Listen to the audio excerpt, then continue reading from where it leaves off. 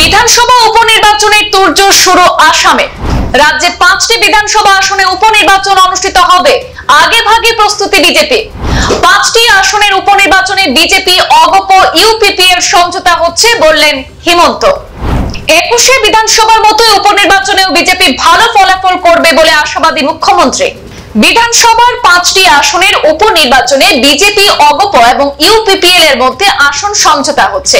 এ ব্যাপারে প্রাথমিক আলোচনা হয়েছে, এই কথা জানিয়েছেন মুখ্যমন্ত্রী ডক্টর হিমন্ত বিশ্ব শর্মা। আজ চিরাং জেলা সফরে সাংবাদিক সম্মেলনে মুখ্যমন্ত্রী বলেন, আগামী অক্টোবর বা নভেম্বরে বিধানসভার 5টি শূন্য আসনে উপনির্বাচন হবে। বিজেপি অগপ এবং ইউপিপিএল দল বৈঠকে বসে ইতিমধ্যে সিদ্ধান্ত নিয়েছে 2021 বিধানসভা আসনে যেভাবে আসন সমঝোতা হয়েছিল তারই ভিত্তিতে উপনির্বাচনেও আসন ভাগাভাগি হবে।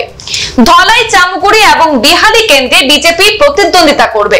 বঙ্গাইগাঁওয়ে অগপ এবং সিডলিতে ইউপিপিএল প্রতিদ্বন্দ্বিতা করবে।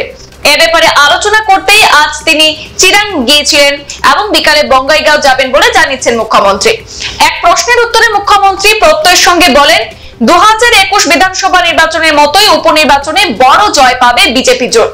লোকসভা নির্বাচনের ফলাফল তার প্রমাণ। এবারে লোকসভা নির্বাচনে কোকরাঝাড় আসনে জয়ন্ত বসুমাতারির বিরাট জয়ের পর এ ব্যাপারে সংশয় থাকতে পারে না। পঞ্চায়েত নির্বাচনে আসন সমঝোতা নিয়ে মুখ্যমন্ত্রী ডক্টর হিমন্ত বিশ্ব শর্মা বলেন, গত নির্বাচনে একাই লড়েছিল বিজেপি, তবে ইউপিপিএল যদি নিজে থেকে বিজেপিকে আসন ছেড়ে দেয় তাহলে অন্য কথা, কিন্তু ইউপিপিএল বিজেপিকে আসন ছাড়তে পারবে কিনা সংশয় আছে, কারণ পঞ্চায়েত নির্বাচনে কিছু সীমাবদ্ধতা থাকে। তবে বিজেপি একা লড়লেও তাদের মধ্যে বন্ধুত্বে কোনো ধরনের ফাটল ধরবে না। বড় সাহিত্য সভা ইউপিপিএল এবং বিপিএফ কে ঐক্যবদ্ধ হতে আহ্বান জানানোর প্রসঙ্গে এক প্রশ্নের উত্তরে মুখ্যমন্ত্রী বলেন, ইউপিপিএফ এবং বিপিএফ যদি এক মঞ্চে আসতে পারে তাহলে ভালো কথা, তাদেরকে স্বাগত জানাবেন, কারণ বিজেপি সবসময় বড় উপজাতিদের ঐক্যবদ্ধ দেখতে চাইছে। বিজেপি বড় উপজাতিদের শুভাকাঙ্ক্ষী। আসামে নিরাপত্তাহীনতা নিয়ে সংখ্যালঘু ছাত্র সংগঠন আমসু সুপ্রিম কোর্টে মামলা করার কথা ঘোষণা করার প্রসঙ্গে মুখ্যমন্ত্রী বলেন যে আমসু টিভি চ্যানেলগুলিতে মুখ্যমন্ত্রীকে গালাগাল দিচ্ছে, মুখ্যমন্ত্রী কুশপুতুল পোড়াচ্ছে। তারা যদি নিরাপত্তাহীনতায় ভুগে তাহলে কি এরকম করতে পারতো? পুলিশ গিয়ে ধরে নিয়ে আসতো। সেরকম তো কিছু হচ্ছে না, তাহলে কিসের নিরাপত্তাহীনতা জানান মুখ্যমন্ত্রী। উপনির্বাচনত আমাৰ মিত্ৰজোঁটৰ হৈ ইউপিপিএল দলে প্ৰতিদ্বন্দ্বিতা কৰিব। আজি আমি তিনিওটা দল, ভাৰতীয় জনতা পাৰ্টি, ইউপিপিএল আৰু অসম গণ পৰিষদৰ কৰ্মকৰ্তাসকল বহি নিৰ্বাচন সম্পৰ্কে কিছু আলোচনা কৰিলোঁ। আমি আশা কৰিছোঁ যে অক্টোবৰ মাহত বা নৱেম্বৰ মাহত এই নিৰ্বাচন অনুষ্ঠিত হ'ব। যেতিয়া ইলেকশ্যন কমিশ্যনে কৰে আমি যাতে সাজু হৈ থাকিব পাৰোঁ, তাৰ বাবে মই আজি সিডলিলৈকে বা আমাৰ চিৰাং জিলালৈ আহিছিলোঁ। একেধৰণে বঙাইগাঁৱতো ইলেকশ্যন অনুষ্ঠিত হ'ব। আবেলি মই বঙাইগাঁৱতো আমাৰ কাৰ্যকৰ্তাসকলক সাক্ষাৎ কৰিম।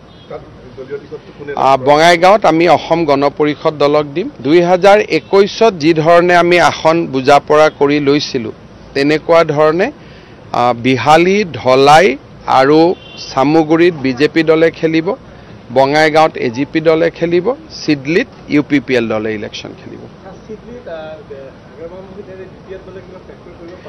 চাওক, মই ভাবোঁ যে লোকসভা নিৰ্বাচনৰ দৰে ইয়াতো তিনিকোণীয়া প্ৰতিদ্বন্দ্বিতা হ'ব, কিন্তু সিডলি এইটো নতুন সিডলি নহয়, পুৰণা সিডলি।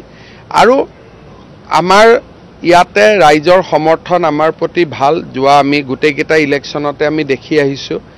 আৰু কোকৰাঝাৰত এইবাৰ জয়ন্ত বসুমতাৰীৰ যিটো বিজয় আছিল এইটো এটা ঐতিহাসিক বিজয় আছিলে।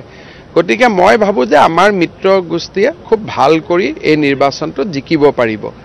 ইলেকশ্যন হ'লে বিৰোধী পক্ষইতো কিছু ভোট পাবই, সেইটোতো আৰু আমি না কৰিব নোৱাৰোঁ যে বেলতটো খালি যাব বুলি, কিন্তু আমি খুব ভাল এটা বিজয় লাভ কৰিব পাৰিম বুলি আমি ভাবোঁ। চাওক, ইউপিপিএল আৰু বিপিএফ দল একেলগ হৈ ইলেকশ্যন খেলিলে বা তেওঁলোক একেলগে হ'লে মই ভাবোঁ ই এটা পজিটিভ কথা, ই এটা ইতিবাচক দিশ, আৰু বিজেপি দলে তাক আদৰণি জনাব। আৰু বিজেপি দলৰ এই ক্ষেত্ৰত যিটো ৰিয়েকশ্যন হ'ব এইটো পজিটিভ থাকিব, ইতিবাচক থাকিব। কিন্তু এই আলোচনাত বিজেপি কোনো মধ্যস্থতাৰ ভূমিকা নাই কিন্তু দুইটা দল লগ লাগিলে বিজেপিয়ে ভাল পাব কাৰণ আমি বড়ো জাতি জনগোষ্ঠীৰ মাজত একতা আৰু সমন্বয় বিচাৰো স্যার আমসুয়ে স্যার স্মারকপত্র দিছে স্যার উচ্চতম ন্যায়ালয়ত নিরাপত্তাহীনতাত ভোগা বুলি তেখেতসকলে স্মারকপত্র দিছে ইয়াতো নিরাপত্তা দেখোন নিরাপত্তাহীনতা ক'ত হৈছে ইয়াতো কোনো ঘটনাই দেখোন নাই পুলিচ চুৰি ডকাইতি একো কেছে নাই দেখোন শুনা এই উপনিৰ্বাচনত আমাৰ মিত্ৰজোঁটৰ হৈ UPPL দলে প্ৰতিদ্বন্দ্বিতা কৰিব আজি আমি তিনিওটা দল ভাৰতীয় জনতা পাৰ্টি UPPL আৰু অসম গণ পৰিষদৰ কৰ্মকৰ্তাসকল বহি নিৰ্বাচন সম্পৰ্কে কিছু আলোচনা কৰিলোঁ আমি আশা কৰিছোঁ যে অক্টোবৰ মাহত বা নৱেম্বৰ মাহত